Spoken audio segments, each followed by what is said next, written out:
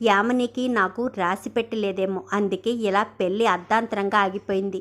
ఇంకా పెళ్ళికి ముహూర్తం ఉంది కాబట్టి మీరు వీలైనంత తొందరగా రెడీ అయ్యి వస్తే నేను మిమ్మల్ని పెళ్ళి చేసుకుంటాను అని చెప్పాను. కానీ ఇంకేంటి కావ్య చూస్తున్నావు, పద అని చెప్పి కావ్యను కాస్త తీసుకువెళ్ళి రెడీ చేసి తీసుకొస్తారు. తీసుకొచ్చేసరికి రాజు ఎంతో సంతోషంగా తాళి కడతాడు. ఏంటల్లుడు చాలా సంబరపడిపోతున్నట్టున్నావు అనగానే, అవునా ఆంటీ, నిజంగానే సంతోషంగా ఉంది అనగానే, నువ్వు నాకు అల్లుడు అయిపోయావు కదా, ఇంకా ఆంటీ ఏంటి, అత్తయ్య అని పిలువు అనగానే, అలాగే అత్తయ్య, మీరు చెప్పినట్టుగా కళావతియే నా భార్య అయింది, ఇక సంతోషమే కదా అనగానే, మీ అమ్మాయిని నేను పువ్వుల్లో పెట్టుకు చూసుకుంటాను అని చెప్పనేసరికి, ఇంకా వెళ్దామా రాజు అని చెప్పనగానే, రాజ్ అనేసరికి, అదే నా కొడుకు పేరు రాజు అనగానే, మీరు అలానే పిలవండమ్మా, నాకు ఎలాంటి అభ్యంతరం లేదు అనగానే రాజ్ అని పిలుస్తారు. అప్పటి నుంచి ఇంకా ఇంటికి వెళ్తారు. ఇంటికి వెళ్ళిన తర్వాత కావ్యకు రాజుకి హారతి ఇచ్చి మరీ లోపలికి తీసుకొస్తారు. ఇంకా సీతారామయ్య గారి అందరూ కూడా చాలా సంతోషపడిపోతారు. మళ్ళీ రాజ్ మన ఇంటికి వచ్చేశాడు. గతం గుర్తు లేకపోయినా రాజు రాములా మారినా ఎలా అయితేనో మళ్ళీ ఇంటికి వచ్చేశాడు అని ఎంతో సంతోషపడుతూ ఉండగా, అమ్మ అపర్ణ, రేపు వీళ్ళిద్దరినీ గుడికి తీసుకువెళ్ళి వీళ్ళ పేరు మీద అర్చనలు చేయించు అని చెప్పాను. కానీ అలాగే మామయ్య అని చెప్పి ఇంకా చెప్తాను. చెప్పిన తర్వాత ఇందిరాదేవి దగ్గరికి వెళ్ళి మాట్లాడుతూ ఉంటాడు. ఎందుకంటే ఫస్ట్ నైట్కి ఏర్పాటు చేయమని, రేపు గుడికి వెళ్ళిన తర్వాత అని మీ తాతయ్య గారు చెప్పారు కదా, రేపటి వరకు ఆగు మనవడా అని చెప్పాను. కానీ అలాగే అని చెప్పి ఇంకా రేపు గుడికి తీసుకువెళ్తారు. ఉదయాన్నే తీసుకువెళ్ళేసరికి ఇంకా గుళ్ళో పూజ చేస్తూ ఉండగా పెళ్ళి జరిగిపోయింది, ఇంకా ఎలాంటి ఆటంకాలు ఉండవు, ఇంకా భార్యాభర్తలు ఇద్దరూ మళ్ళీ భార్యాభర్తలుగా కలిసిపోయారు అని తెగ సంతోషపడుతున్నట్టున్నారు అని చెప్పనేసరికి, అవును పంతులు గారు నిజమే అని చెప్పాను. కానీ అక్కడ ఒక స్వామీజీ ఉన్నారు, స్వామీజీ దగ్గరికి తీసుకువెళ్ళి ఆశీర్వాదం ఇవ్వండి అనగానే స్వామీజీ దగ్గరికి వెళ్ళి ఆశీర్వాదం ఇస్తారు. ఇచ్చిన తర్వాత ఇంకా కావ్యను రాజుని చూసి పంతులు గారు చాలా స్వామీజీ అయితే ఆశీర్వదించి పంపిస్తారు. పంపించేసరికి స్వామీజీ అలా చూడడంతో ఇందిరాదేవికి అపర్ణకి అనుమానం వచ్చి వెనక్కి వస్తారు. ఏంటి స్వామి వాళ్ళని అలా చూస్తున్నారు అనగానే, విడిపోతారు అనుకున్న వాళ్ళని మళ్ళీ తాలి బంధం మళ్ళీ 3 ముళ్ళుతో కలిపిన బంధాన్ని 6 ముళ్ళు వేసి కలిపారు అని చెప్పాను. కానీ నా కొడుకు గతం మర్చిపోయాడు స్వామి అని చెప్పాను. కానీ నాకు తెలుసు, సర్వం నాకు ఎరికే, కానీ వీళ్ళిద్దరికీ మధ్య కొంచెం దాంపత్యం విషయంలో కొంచెం దూరం ఏర్పడుతుంది. వీళ్ళిద్దరికీ మొదటి రాత్రి అప్పుడే ఏర్పాటు చేయకండి, ఒక 3 నెలలు తర్వాత కానీ మొదటి రాత్రి ఏర్పాటు చెయ్యొద్దు అని చెప్పాను. కానీ అదేంటి స్వామి, పెళ్ళి అయిన తర్వాత మొదటి రాత్రి ఏర్పాటు చెయ్యాలి కదా అనగానే, వీళ్ళకి పెళ్ళి జరిగింది వీళ్ళకి పెట్టిన ముహూర్తంలో కాదు కదా, వేరే వాళ్ళకి పెట్టిన ముహూర్తంలో వీళ్ళకి పెళ్ళి జరిగింది, అందుకనే వీళ్ళకి ఇప్పుడు ఏర్పాటు చేయకూడదు అని చెప్పాను. కానీ సరే స్వామి అని చెప్పనేసరికి ఇంటికి వచ్చిన తర్వాత ఏంటమ్మా అని చెప్పాను. కానీ స్వామీజీ ఎలా చెప్పారనేసరికి రాజు కాస్త షాక్ అవుతాడు.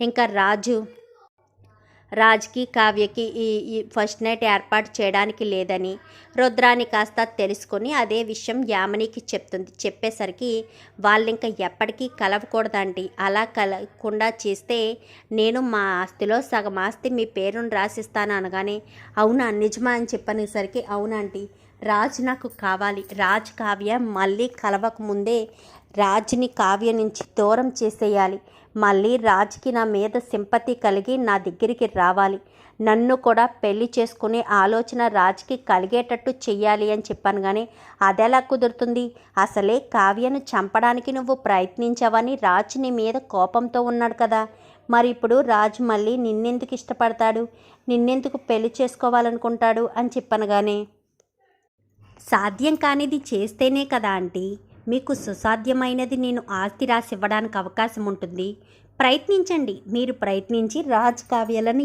ఎప్పటికీ కలవకుండా చేయండి, ఈలోపు నేను బయటకు వచ్చి రాజ్ని ఎలా సొంతం చేసుకోవాలో కావ్యని ఎలా దూరం చేయాలో నేను ఆలోచిస్తాను అని చెప్పి ఇంకా రుద్రాని వాళ్ళకైతే ఆస్తి ఎరగా వేసి ఆశ చూపిస్తుంది. ఇంకా యామిని అయితే ఇంకా రాజ్ కావ్యాలు ఇద్దరూ కూడా, రాజు కొంచెం కావ్య విషయంలో ఇంతకుముందు రాజులా కాకుండా ఇప్పుడు ప్రేమ మరింత ఎక్కువగా చూపిస్తున్నాడు కదా గతం మర్చిపోయిన తర్వాత. ఇంకా కావ్య వెనకాలే తిరుగుతూ ఉంటాడు. అత్తయ్య, ఆ మొదటి రాత్రి ఏదో చేసేస్తే వాడు హ్యాపీగా ఉంటాడు కదా అని చెప్పాను, కానీ నువ్వే విన్నావు కదా అపర్ణ, 3 నెలల వరకు స్వామీజీ అలాంటి ప్రయత్నాలు ఏమీ చెయ్యొద్దు అని చెప్పారు కదా అని చెప్పాను, కానీ మరొకరి దగ్గరికి వెళ్దాం అత్తయ్య అని చెప్పనేసరికి మరొకరి దగ్గరికి వెళ్ళినా వాళ్ళు అలాగే చెప్తారు. కానీ అలా 3 నెలలు ఆగిన తర్వాత వాళ్ళకి మొదటి రాత్రి ఏర్పాటు చేస్తే ఎప్పటికీ వాళ్ళు జీవితాంతం సంతోషంగా ఉంటారు, ఒకరిని విడిచి ఒకరు ఉండకుండా అని చెప్పాను. కానీ ఇంకా అపర్ణ ఇటు ఇందిరాదేవి ఏం చేస్తారు, రాజ్ కావ్యాలను ఇంకా ఆఫీస్ వైపు మరలిస్తే వాళ్ళు ఆ బిజీలో టెన్షన్లో ఉంటారని రాజ్ని కావ్యని ఆఫీస్కి పంపించడం చేస్తూ ఉంటారు.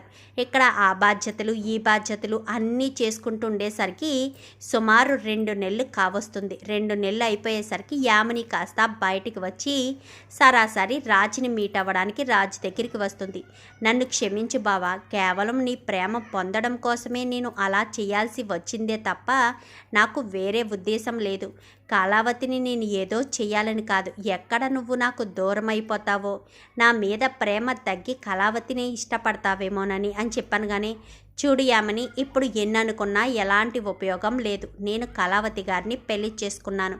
మా ఇద్దరికి ఆల్రెడీ ఆ రోజే ఆ ముహూర్తానికే పెళ్ళి జరిగిపోయింది. ఇంకా నువ్వు ఏం చేసినా ఎలా చేసినా నేను నిన్ను పెళ్లి చేసుకోలేను అనగాని, నువ్వు గనక నా మెడలో తాళి కట్టకపోతే నేను చనిపోతాను బావా అని చెప్పనేసరికి చెంప చెల్లు మనిపిస్తాడు.